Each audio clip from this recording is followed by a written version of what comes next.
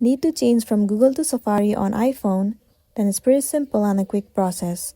So let's get started with the video. Well, you need to start by heading over to the settings of a device.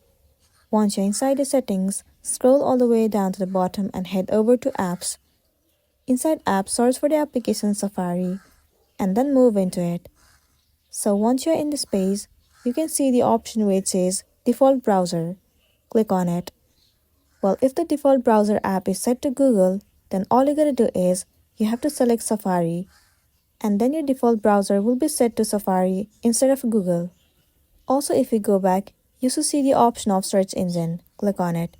If it is set to Google, you can change it and set it to Yahoo, Bing, and many more. Set according to your need and then you'll be good to go.